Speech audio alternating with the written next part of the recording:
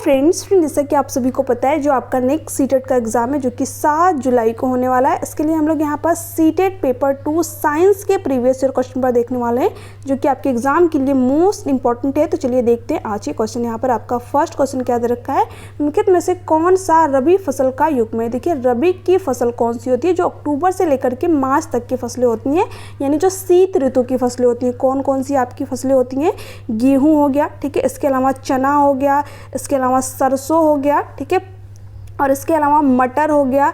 ये सारी फसलें किसकी होती हैं, रबी की फसलें होती है। इसके अलावा एक और है जो कि आपके एनसीईआरटी के बुक में दे रखा है, अलसी, ठीक है। तो आपको जितने भी पॉइंट मैंने आपको यहाँ पर लिखे, ये सारे के सारे पॉइंट आपके एनसीईआरटी के बुक में दे रखे हैं। तो आपको बिल्कुल ध्यान से जो है देख लेने एक बार कि गेहूँ, चना, सरसों और मटर और अलसी क्या होती है, रबी की फसलें होती हैं। और देखिए फर्स्ट ही ऑप्शन में आपको दे रखा है गेहूँ और सरसों, जो कि क्या है, रबी की फसल है। तो फर्स्ट ऑप्शन आपका यहाँ पर राइट आंसर हो जाएगा। देखिए सरसों तो यहाँ पर रबी की फसल है, बट जो धान दे रखा है सरसों के साथ में, ये क्या है, ये आपका खरीफ की फसल है, जो कि जून से लेकर के सितंबर यानी कि वर्षा ऋतु के टाइम की जो फसलें होती हैं, ठीक है। इसके अलावा यहाँ पर भी धान दे रखा है, तो ये भी क्या हो जाएगी, खरीफ की फसल हो जाएगी। तो ये भी ऑप्शन नहीं होगा, ये भी ऑप्शन नहीं होगा। यहाँ पर भी मटर दे रखा है, तो मटर तो आपकी रबी की फसल होगी, बट मक्का साथ में दे रखा है, तो मक्का क्या हो जाएगा, आपका खरीफ की फसल के अंतर्गत आता है। तो इसलिए आपका फर्स्ट ऑप्शन यहाँ पर राइट आंसर हो जाएगा। अब देखिए नेक्स्ट क्वेश्चन क्या दे रखा है, यहाँ पर नीचे दिए गए कथनों को पढ़िए और सही विकल्प का चयन कीजिए। अजर्शन दे रखा है आपको, पीने के पानी को उबालकर पीना हेपेटाइटिस ए के विरुद्ध एक प्रभावशाली बचाव का उपाय है। बिल्कुल सही बात है, ठीक है। उसके बाद में रीज़न क्या दे रखा है आपका, हेपेटाइटिस ए एक बैक्टीरिया जनित रोग है। देखिए यही बात यहाँ पर गलत दे रखी है। जो हेपेटाइटिस ए होता है ये वायरस जनित रोग होता है, ठीक है, विषाणु के द्वारा होता है, बैक्टीरिया जीवाणु से नहीं होता है। तो ये गलत दे रखा है आपका। जो मुख्य रूप से जल द्वारा संचरित होता है, जल द्वारा तो संचरित होता है, बट ये वायरस जनित रोग है, ठीक है। तो ए सही है लेकिन आर क्या है, गलत है यहाँ पर। तो थर्ड ऑप्शन आपका यहाँ पर राइट आंसर हो जाएगा। नेक्स्ट क्वेश्चन क्या है, देखिए ये क्वेश्चन आपके एग्जाम में बना और ये क्वेश्चन मोस्ट इंपॉर्टेंट है क्योंकि यहाँ से आपके एग्जाम में कई तरीके से घुमा फिरा करके क्वेश्चन पूछा गया, ठीक है। क्वेश्चन बहुत ही इजी है, बट इसको पूछने का तरीका जो है थोड़ा सा लॉन्ग दे रखा है। यहाँ पर देखिए क्या है, आप एक कमरे में हैं जिसकी भौगोलिक दिशाएं आपको ज्ञात नहीं है। आपको 10 छड़ चुंबक दिए गए, एक चुंबक के एक ध्रुव को आपके लिए चिन्हित कर दिया गया। अब आपको कम से कम कितने और चिन्हित ध्रुवों की आवश्यकता होगी जिससे कि आप सभी 10 चुंबकों के दोनों ध्रुवों की पहचान कर सकते हैं। देखिए हमको जो है यहाँ पर 10 छड़ चुंबक दे दिए गए, ठीक है। मैं यहाँ पर जो है बना लेती हूँ, ठीक है। 10 छड़ चुंबक जो है आपको यहाँ पर दे दिए गए, ठीक है। अब हमें जो है एक ध्रुव यहाँ पर पता चल गया, मान लीजिए कि इसका ध्रुव में पता चल गया कि यन है, ठीक है। तो जब हमें एक ध्रुव पता चल गया तो हम इसके पास जब किसी चुंबक को लाएंगे तो अगर वो प्रतिकर्षित करेगा तो इससे हमें समझ में आ जाएगा कि वो क्या है, समान ध्रुव है, ठीक है। अगर वो आकर्षित करेगा तो हमें पता चल जाएगा कि जो ये वाला ध्रुव है, इसको अगर मान लीजिए कि इस चुंबक को हम यहाँ पर लाते हैं, अगर ये प्रतिकर्षित कर रहा है तब तो यहाँ पर यन ही ध्रुव होगा, ठीक है। अगर ये आकर्षित कर रहा है तो क्या हो जाएगा, उधर में एस ध्रुव, यानी कि आपका जो है नॉर्थ और साउथ पोल होता है तो आकर्षण होता है, ये तो आपको पता ही होगा, ठीक है। तो हमें एक ही जो है पता होना चाहिए जिससे कि हम सभी ध्रुवों के बारे में बता सकते हैं। तो यहाँ पर जब हमें एक ध्रुव पहले ही बता रखा है तो हमें क्या होगा, कोई भी ध्रुव की जरूरत नहीं पड़ेगी, ठीक है। एक ध्रुव हमें पता है तो हम इसके पास सभी चुंबकों को लाएंगे, अगर वो आकर्षित करेगा तो उसका ध्रुव जो हमें पता चल जाएगा कि ये क्या है, यस है, और अगर प्रतिकर्षित करेगा तो उसके हमें पता चलेगा कि ये जो है असमान ध्रुव है, ठीक है। तो यहाँ पर किसी भी ध्रुव की जरूरत नहीं होगी, तो फर्स्ट ऑप्शन आपका यहाँ पर राइट आंसर हो जाएगा। अब नेक्स्ट क्वेश्चन क्या है, यहाँ पर देखिए दे रखा है, एक गुलाब सूर्य के प्रकाश में लाल दिखता है, हरे प्रकाश में यही गुलाब किस रंग का दिखेगा। देखिए गुलाब जो है सूर्य के प्रकाश में लाल क्यों दिखता है, क्योंकि जो सूर्य से किरणें आती है वो बाकी की बाकी जो किरणें होती है, ठीक है, वो एब्जॉर्ब हो जाती है, ठीक है। इसलिए जो गुलाब है वो क्या दिखता है, सूर्य के प्रकाश में रेड दिखता है। बट अगर हम इसे हरे प्रकाश में लाएंगे, ठीक है, यानी कि हरे प्रकाश में किसी गुलाब को रखेंगे तो वो किरण क्या होगी, यहाँ पर एब्जॉर्ब हो जाएगी। तो उस कंडीशन में जो गुलाब होगा वो किस रंग का दिखेगा, काला दिखेगा, ठीक है, ब्लैक कलर का दिखेगा, क्योंकि लाल रंग यहाँ पर एब्जॉर्ब नहीं हो पा रहा था, अवशोषित नहीं हो पा रहा था, इसलिए गुलाब लाल दिख रहा था, ठीक है। बट हरा प्रकाश तो अवशोषित हो जा रहा था ना, तो हरा जब अवशोषित हो जाएगा तो जो गुलाब का रंग है वो कैसा दिखेगा, काला दिखेगा। तो यहाँ पर सेकेंड ऑप्शन आपका राइट आंसर हो जाएगा। नेक्स्ट है, यदि पानी में नमक मिला दिया जाए तो पानी के क्वथनांक और हिम बिंदु पर क्रमशः प्रभाव पड़ेगा। देखिए जब हम पानी में नमक मिलाते हैं तो वहाँ पर क्या होता है, उसका जो क्वथनांक होता है वो क्या होता है, बढ़ जाता है और उसका हिम बिंदु जो है घट जाता है। तो यहाँ पर आपका सेकंड ऑप्शन जो है राइट आंसर हो जाएगा। ठीक है, ये चीज़ आपको ध्यान में रखनी है कि जब आप पानी में नमक मिलाते हैं तो उसका जो क्वथनांक होता है वो बढ़ता है और हिम बिंदु क्या होता है, घट जाता है। अब नेक्स्ट है, अब देखिए यहाँ पर क्वेश्चन क्या दे रखा है, कॉलम 1 में दिए गए अम्लों का कॉलम 2 में दिए गए उन खाद्य पदार्थों से सही मिलान करिए जिनमें वे पाए जाते हैं। ठीक है, इस क्वेश्चन में थोड़ा सा यहाँ पर मिस्टेक है क्योंकि यहाँ पर एस्कॉर्बिक अम्ल नहीं होगा, आपका ऑक्जेलिक अम्ल होगा। ठीक है, अब यहाँ पर देखिए जो एसिटिक अम्ल है वो किस में मिलता है, सिरके में मिलता है। तो ए का क्या होगा, ए का फोर्थ होगा, जो कि हमें थर्ड और फोर्थ ऑप्शन में दे रखा है। तो ये दो ऑप्शन आपके हो गए हैं बाहर, यहाँ पर आप ऑक्जेलिक अम्ल कर लीजिएगा। ठीक है, सी की जगह पे। इसके अलावा देखिए जो लैक्टिक अम्ल है ये किस में होता है, दही में होता है। ठीक है, तो बी का जो है थर्ड हो जाएगा, जो कि आपका फोर्थ ऑप्शन में सिर्फ दे रखा है। तो इससे हमें पता चल गया कि हमारा फोर्थ ऑप्शन यहाँ पर राइट आंसर हो जाएगा, ये थर्ड यहाँ पर नहीं होने वाला। इसके अलावा देखिए जो ऑक्जेलिक अम्ल, ये आपका एस्कॉर्बिक नहीं होगा आपका यहाँ पर, ये क्या होगा, ऑक्जेलिक अम्ल होगा, जो कि किस में पाया जाता है, पालक, स्पिनिच में पाया जाता है। ठीक है, तो सी का क्या होगा, सी का फर्स्ट होगा, जो कि यहाँ पर दे रखा है। और साइट्रिक अम्ल यानी कि जो सिट्रस अम्ल होता है वो क्या होता है, खट्टे चीज़ों में मिलता है, जैसे कि नींबू आपका हो गया। ठीक है, इसके अलावा आंवला हो गया। तो यहाँ पर क्या हो जाएगा, सिट्रस अम्ल के साथ में दही हो जाएगा, जो कि दे रखा है यहाँ पर, यानी कि डी का सेकंड। तो फोर्थ ऑप्शन आपका यहाँ पर राइट आंसर हो जाएगा। ठीक है, ये आपका यहाँ पर गलत दे रखा था। नेक्स्ट है, यहाँ पर जो नेक्स्ट क्वेश्चन है वो क्या दे रखा है, निम्नलिखित में से निम्न राज्यों में से किसके चक्रवात से प्रभावित होने की संभावना अधिक है। देखिए ये चीज़ आप यहाँ पर ध्यान रख लीजिएगा। ठीक है, जो आपका आंध्र प्रदेश हो गया, इसके अलावा जो उड़ीसा हो गया। ठीक है, ये जितने भी मैं आपको यहाँ पर पॉइंट बता रही हूँ, यहाँ पर जो है चक्रवात से प्रभावित होने की जो संभावना होती है वो सबसे ज़्यादा होती है। तो कभी आपको ऑप्शन में आंध्र प्रदेश दे सकता है, उड़ीसा दे सकता है, इसके अलावा तमिलनाडु दे सकता है। ठीक है, और पूर्वी तट यानी कि पुडुचेरी आपको दे सकता है। तो आपको ये सारे के सारे पॉइंट ध्यान रखने हैं, आंध्र प्रदेश, उड़ीसा, तमिलनाडु और पूर्वी तट यानी कि जो पुडुचेरी होता है। ठीक है, वहाँ पर तो ये जो है यहाँ पर चक्रवात से प्रभावित होने की सबसे अधिक संभावनाएं बनी रहती है। तो थर्ड ऑप्शन आपका यहाँ पर राइट आंसर हो जाएगा। नेक्स्ट क्या दे रखा है, निम्नलिखित में से जीवों का कौन सा युग्म बडिंग यानी कि मुकुलन द्वारा प्रजनन करता है। देखिए जो बडिंग यानी कि जो मुकुलन द्वारा प्रजनन करते हैं वो कौन से होते हैं, ईस्ट और हाइड्रा होते हैं। तो थर्ड ऑप्शन आपका यहाँ पर राइट आंसर हो जाएगा। अब नेक्स्ट क्या है, निम्नलिखित में से कौन सा धातु अन्य सभी को अनेक लवणीय विलयन से विस्थापित कर सकता है। देखिए इसके लिए आपको रिएक्टिविटी सीरीज पता होनी चाहिए। ठीक है, मैं आप लोगों को टेलीग्राम चैनल पे सेंड की हूँ, अगर आप वहाँ से देखेंगे तो आपको ये पॉइंट वहाँ पर क्लियर होगा। ठीक है, क्योंकि जो रिएक्टिविटी सीरीज होती है उसमें जो है आपका ऊपर रहता है वो क्या करता है, नीचे वाले के जो विलेन होते हैं उनको विस्थापित कर देता है। ठीक है, तो यहाँ पर देखिए जो जिंक होता है, जो रिएक्टिविटी आपकी सीरीज होती है उसमें ऊपर होता है। ठीक है, किससे ऊपर होता है, कॉपर से ऊपर होता है। इसके बाद में जो है आपका Fe होता है। ठीक है, जिंक के बाद Fe होता है, फिर आपका टिन होता है, फिर उसके बाद में Pb यानी कि लेड होता है आपका, इसके बाद में हाइड्रोजन होता है, फिर कॉपर होता है, फिर Ag होता है। ठीक है, यानी कि सिल्वर होता है, इसके बाद में गोल्ड होता है। ठीक है, तो यहाँ पर इन्हीं से पूछ रखा था। देखिए यहाँ पर आपका जो है तीनों मिल गए। देखिए जो सिल्वर होता है ये भी क्या है, जिंक के यहाँ पर नीचे आ रहा है। ठीक है, यानी देखिए जो आयरन है ये भी क्या है, जिंक के नीचे। इसके अलावा जो आपका कॉपर हो गया ये भी जिंक के नीचे, और जो Ag है ये भी क्या है, यानी कि जो सिल्वर है ये भी क्या है, जिंक के नीचे आ रहा है। तो जिंक क्या करेगा, सभी के जो है विलयनों को विस्थापित कर देगा। ठीक है, तो यहाँ पर फोर्थ ऑप्शन आपका राइट आंसर हो जाएगा। आई होप कि ये चीज़ आपको यहाँ पर समझ में आई होगी। मैं आप लोगों को रिएक्टिविटी जो सीरीज़ है वो टेलीग्राम पर सेंड कर दूँगी, आप उसको एक बार ज़रूर देख लीजिएगा।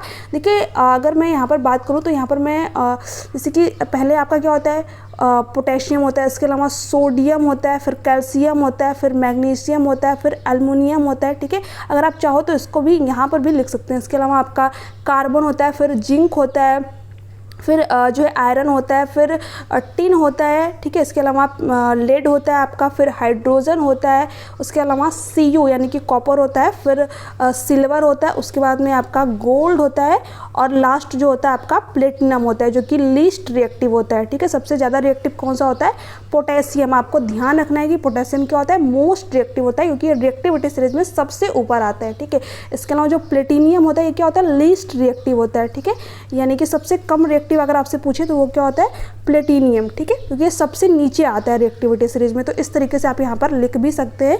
अगर जो आपको टेलीग्राम चैनल का लिंक नहीं मिल रहा है तो मैंने आप लोगों को डिस्क्रिप्शन बॉक्स में टेलीग्राम चैनल का लिंक सेंड किया हुआ है, तो अगर आप चाहो तो वहाँ से मैं आप लोगों को पूरी की पूरी ये सीरीज़ दे दूँगी, या फिर गूगल पे सर्च करेंगे तो भी मिल जाएगा। वैसे मैंने यहाँ पर सभी जो है लिख ही दिया है, ठीक है। तो आपको इस तरीके से देखना है। नेक्स्ट, अब यहाँ पर देखिए ये क्वेश्चन आपका पेडागोजी का है।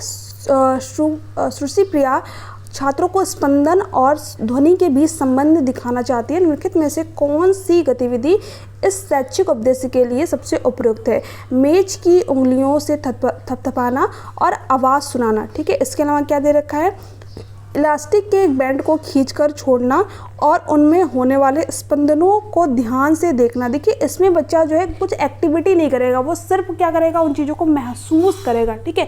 लेकिन जब बच्चा खुद एक्टिविटी करे, जब उसको खुद वो कंपन महसूस हो, तब वहाँ पर क्या होगा, सबसे बेस्ट तरीका होगा, ठीक है। पानी में एक पत्थर फेंकना और उसे ध्यान से देखना, ये सारी चीज़ें यहाँ पर सही दे रखी है, ठीक है।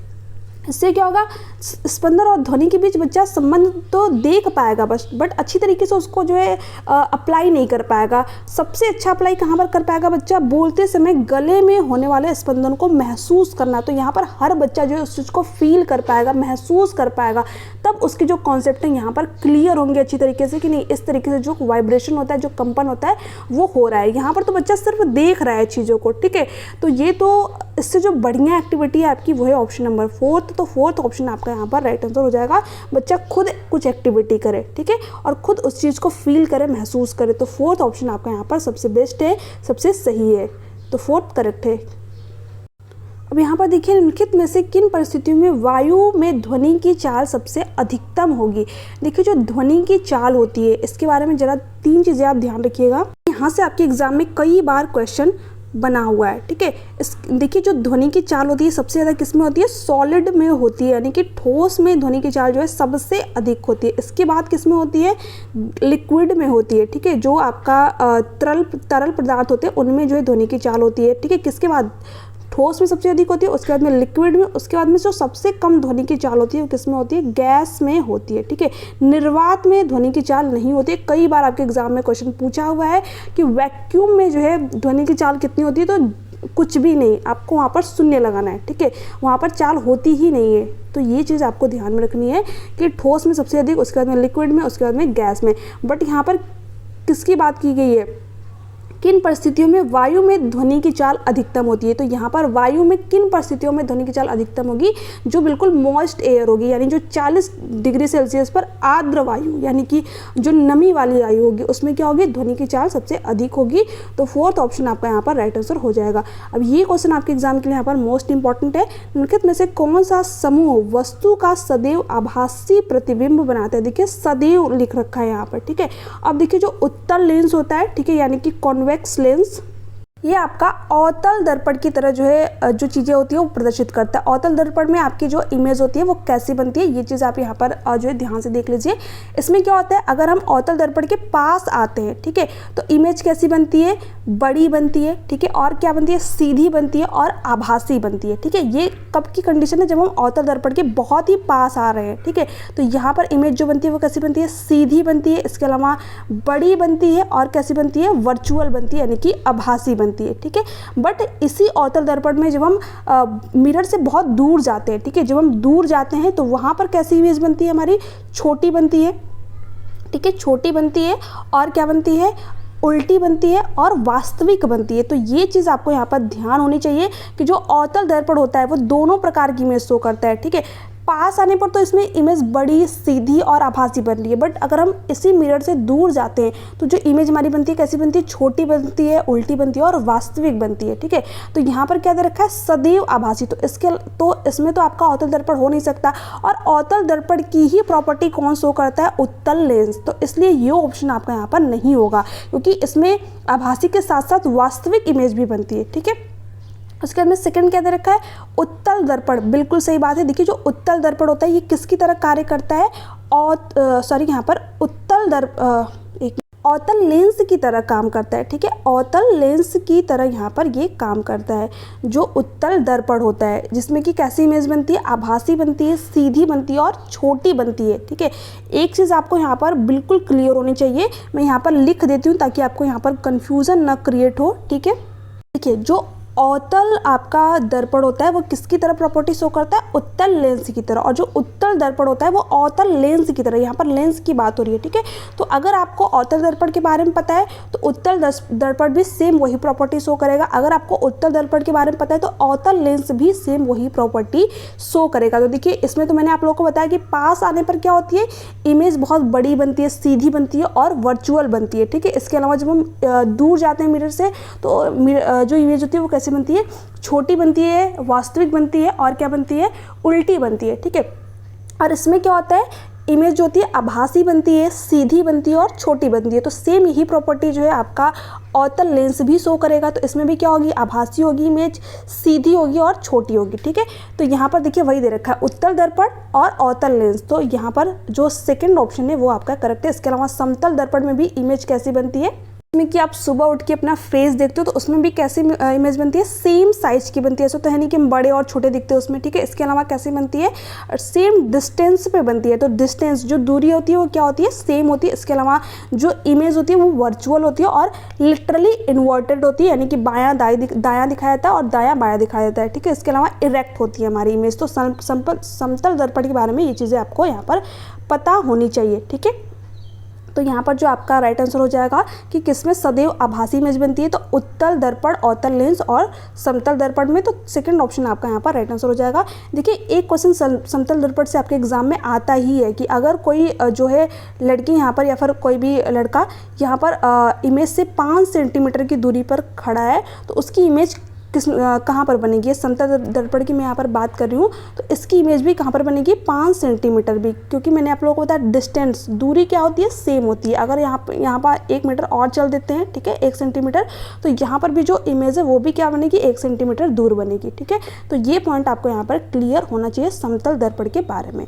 तो सेकंड ऑप्शन आपका यहाँ पर राइट आंसर हो जाएगा। नेक्स्ट क्या है, ये क्वेश्चन जरा यहाँ पर देखिए, एक तत्व यक्स ऑक्सीजन के साथ अभिक्रिया करके एक ऑक्साइड बनाता है जिसका विलयन नीले लिटमस को लाल कर देता है। निम्नलिखित में से एक्स क्या हो सकता है। देखिए नीले लिटमस को लाल कौन करता है, अम्ल करता है। ठीक है, ये चीज़ आपको यहाँ पर पता होना चाहिए कि एसिड क्या करता है, नीले लिटमस पेपर को लाल कर देता है और इसका पीएच वैल्यू क्या होता है, 7 से कम होता है और ये क्या होता है, स्वाद में खट्टे होते हैं। सारे पॉइंट आपके एनसीईआरटी के बुक में दे रखे हैं, है ना।